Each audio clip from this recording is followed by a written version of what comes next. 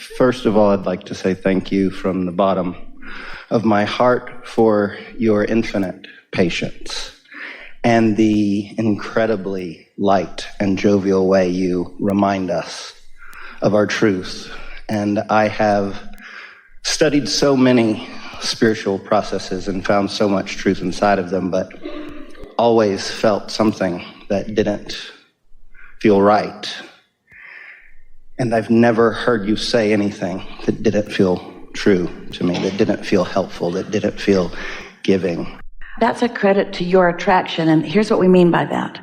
Because we know where you are in relationship to where you want to be, our method of teaching is finding the resonance, and once you're resonant with your own inner being, then you can hear where we go next. But if we haven't accomplished that resonance, then you can't hear, and then there's a gap. And so really that is all about your attraction. It's about your readiness. Yeah. Thank you. Yeah. I'd like to start by telling you that I'm ready to be ready to be ready to be ready.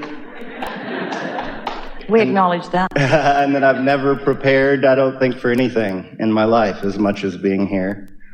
And I knew that I would get picked, and I knew I wouldn't have to fuss over it. And I have spent night after night clarifying that vortex, clarifying that desire, clarifying that purpose. Oh, not just night after night, lifetime after lifetime. Yes. And I have a few smaller questions, and then I have one question that feels monumental. And this question came to me the night after my wonderful beloved bought her tickets. And I saw myself in the room, and I saw myself asking this question, and all of it came out. And I wrote it down as soon as I came out of meditation. And then I read it, and I started to feel nervous because I was trying to figure out how to memorize it. Like, how do I say all of this? And I realized I could just read it to you. And so I brought a letter to read to you, if you'll allow me. And then I just have a few questions before, because a lot of strange things have happened to me in my life, and I would love a non-physical perspective on those things. We'll be brief about it since it's old news. Thank you. So she's so good. So the first one is one of the first trans-dimensional experiences I think I had consciously in my life. I was rock climbing, done a lot of things to risk my life, never been afraid of dying, but I was up on a rock very high, no rope, and I got nervous for the first time in my life, and there was no holds, nowhere to go, and my muscles started shaking, and it was like I blacked out for a second, and when I came back, I was higher up on the rock, and there was a handhold right there, and there's no way I would have missed it. And I got to the top, and I was beside myself going, what just happened? I was like, I don't know if that was an angel or the hand of God or I'm a superhero. I didn't know. But what happens, we talked about momentum a little bit here today. Momentum is focusing and law of attraction, responding to the focus and then bringing more and then bringing more and then bringing more. So the short answer to this is, you said it was the first time in your life that you'd ever felt like that. Well, that means you hadn't given much airtime to that, which means you were in a really good place. You are accustomed to being in connection with your inner being. So in a moment that you were unsure, because of your practiced thought, your inner being was just dominant in that moment. And that's why it felt to you like you blacked out. Now, you didn't really black out. It's just that your inner being took dominance of your vibration in that moment. Often you're in that blended state. You just don't know it. But that was such a defining moment. Esther remembers being on a bus going up a sort of scary hillside. And the bus driver said, if you look down and it scares you, close your eyes. That's what I do.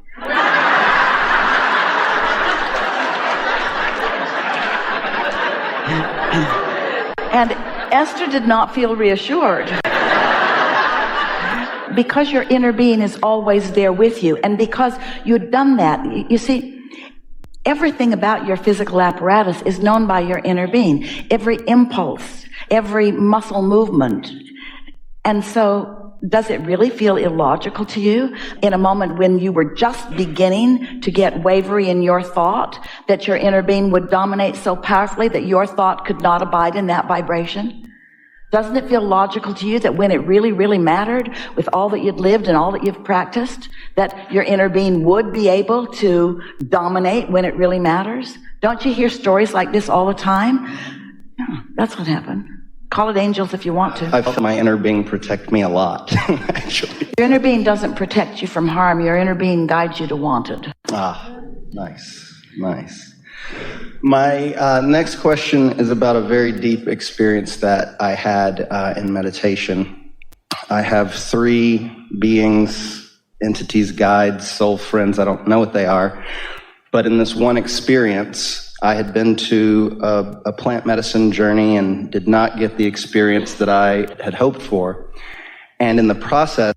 Because when something like a substance takes you out of consciousness, rather than source energy dominating your consciousness, it's a whole other deal. We like these 2 stories together. Right, thank you. So these 3 beings began moving my body, and my physical body started moving, and they picked me up, and it was like I was crowd surfing. And they were raising my body up and down. There were 2 hands in the middle of my back. And I could see my energy begin to come out of my chest. And then my consciousness began to come out of my chest. And as I raised up, I could see my body below, but my feet were still stuck into my feet, and they didn't want to come out. They didn't want to let go. So I had to pull them to get them. Well, you're describing sort of what we're describing here earlier, when your inner being is calling you and you're not going. That's a perfect experience to show you what it's like when your desire is lifting you, but your beliefs aren't letting you fully go. Right. There was this way. And your vivid translation of that really tells that story, doesn't it? Right. So once I was free, I didn't have a body anymore, and neither did these 3 guides. That's because most people have to reemerge into non-physical before they let go. Well, you're just the no body part of the story that you were creating. Well, as soon as I had no body, one of them flew through me from the back, straight through me, and then one flew through from the front, and I could feel that they were... You had no body, what were they flying through? I know, that's my point. I don't know, but and they weren't visible anymore, but I knew what they were doing, and they went through me this way. You were assuming what they were doing by the sensations that you were feeling, extrapolating from old beliefs and making up a story that fit the paradigm that you'd been sharing with yourself. Well, what it felt like to me was that they were reminding me that I was no longer physical. They were reminding me that there's not a physical thing here. And then all 3 of them lined up in exactly the same space that I was, facing the same direction. And it felt like I was getting a download of lifetimes of information, and it felt like they were reading my lifetimes of information. They weren't, because they're not interested in looking back. That's really a good thing to focus on here for a minute. My question is, who or what are these beings? Because it felt tremendously familiar. It felt, or is it just a part of my game in my head and my interpretation of an experience? Your game in your head, sure, but more important reason for that. All day, every day, what's going on with you, what's going on with us, what we are wanting you to accomplish is an understanding of how you fit in to the larger scheme of things, how you fit in with non-physical. And it's interesting because as you practice your thoughts of physicality, it takes something out of the ordinary to get you to accept the non-physical essence of who you are. And so we know for sure that you were at a point in your life when you were really wanting to understand the fullness of who you are, wanting to understand that non-physical part of who you are. Those were the questions that you were asking. And so this experience was just yielding to you vibrational blocks of thought that you were translating into that experience to give you as much information as you were ready to receive at that time. So are these 3 beings part of my own consciousness, in other words, or are there actual soul family that we have in non-physical realm? Yes, it's real. We don't want to label it hallucination. We want to call it interpretation of energy. So the energy is real, but the reason that we are clarifying in this way is because that energy is available to all of you, but your ability to receive it and translate it is uniquely your own. So we want to speak it in the way that we are speaking it to you, so that you'll get that you were tuned in, tapped in, turned on, that you were in the receptive mode, that what you were receiving is valid. And we want anybody else who's ever listening into this to not try to mimic that, because everybody's going to have their unique experience based upon the power of their desire and where the beliefs are at the time that they open up and let it flow. So let's call it source energy. Let's call it God force. Let's call it angels if you want to. Let's call it your spirit guides, which was sort of where you were then. That's what it felt like was spirit guides. Yeah. So I have learned a tremendous amount from the Native American and Toltec traditions, the Naguals, but I've always felt this fear in that lineage, this fear of non-physical, this fear of what is outside of this realm. Do you think they were transmitting it to you? Could it be your misinterpretation? I don't believe so. I've read many of Castanada's books, and I feel fear in every single chapter. Afraid of this, afraid of that. You'll get trapped here. This being will eat you. There's all of this fear, and I've never felt that fear. That's the distinction that we were offering to you earlier. That's the difference between someone who is, rather than being called by source, who is pushing away through some other means. We're really not big on the hallucinogenics and the things that a lot of people think they need to free them, because it doesn't free them, it just amplifies the thing they're trying to be freed from. Then the demons get real. They're not real. That's why we were describing to you in the way that we were. Your interpretation matters a lot. Thank you. Thank you. Okay, so we'll get to the letter. But before I read it, I brought a couple of gifts for you. And one of my favorite stories that you've ever told is of Esther moving her furniture around endlessly. And she didn't know why.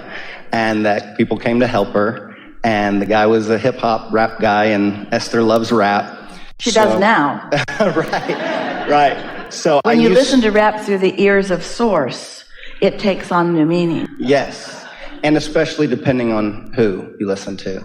You can listen to all of it. All of that stuff. All of that stuff. Disregard the words, bumps in the language. Yeah. And the focus on the chains and the this and the that. Focus on the vibration that calls it forth.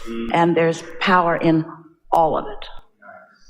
So I felt called to make Esther a mixtape. So I made Esther what's called an Abraham ecstatic mixtape.